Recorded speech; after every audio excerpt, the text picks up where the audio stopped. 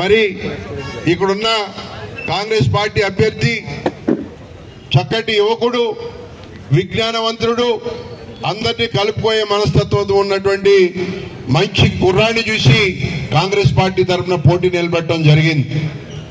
కాబట్టి యోగ్యత గల అభ్యర్థిని మన ఎమ్మెల్యేగా గెలిపించుకుంటే రేపు ఇక్కడున్న సమస్యలన్నీ పరిష్కారానికి మరి ముఖ్యమంత్రి గారి దృష్టికి కానీ, ది కన్సర్న్ మినిస్టర్స్ దృష్టికి కానీ, కన్సర్న్ డిపార్ట్మెంట్ దృష్టికి కానీ తీసుకెళ్లి చక్కటి అవగాహనతో జూబ్లీహిల్స్ నియోజకవర్గాన్ని అభివృద్ధి చేసుకోవడానికి అవకాశం ఉంటుందని చెప్పి తెలియజేస్తూ పెద్దలందరినీ కూడా మనసారా నేను కోరుకుంటా ఉన్నా.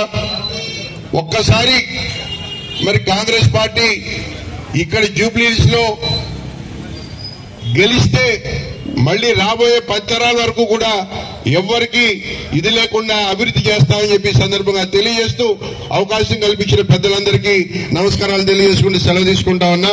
థ్యాంక్ యూ నాగార్జున రెడ్డి గారు. థ్యాంక్ యూ రమేష్ గారు. ఇప్పుడు మన ఈ కార్యక్రమం